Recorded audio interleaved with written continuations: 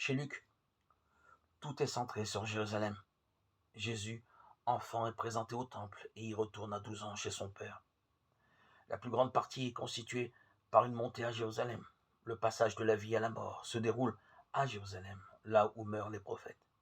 Mais parce que Jérusalem a failli à sa mission, les actes nous mèneront de Jérusalem à Rome, capitale du monde connue alors. Des détails peu sûrs ont été adjoints par la suite.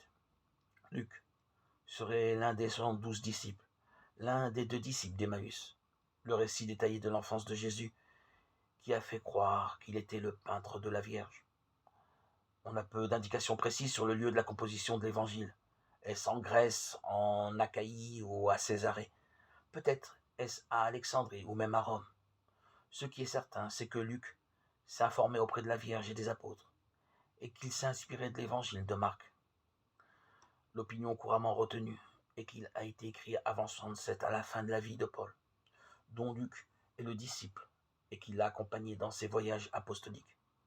Nous en avons la preuve par ces passages des Actes, où il parle en disant « nous ».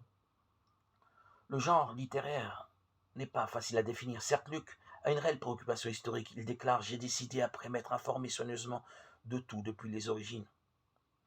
La source est identique à celle de Marc, bien que traitée différemment. L'inspiration est semblable à Matthieu et on note l'influence des milieux proches de Jean. Pour toutes ces raisons, l'évangile de Luc est certainement le plus intéressant, d'autant plus qu'il témoigne d'un réel souci de composition dramatique. Le récit est tout entier centré sur Jérusalem au risque de négliger certaines précisions topographiques. L'évangile de Luc n'est pas une biographie au sens moderne, il est certes un historien, mais avant tout un serviteur de la parole, de la bonne nouvelle. Jésus est vivant.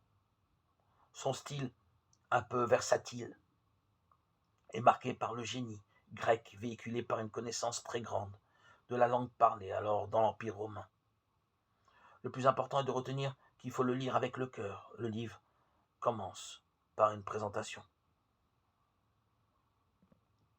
Puisque beaucoup ont entrepris de composer un récit des événements qui se sont accomplis parmi nous, d'après ce que nous ont transmis ceux qui furent dès le début témoins oculaires et serviteurs de la parole, Luc 1, 1, 2.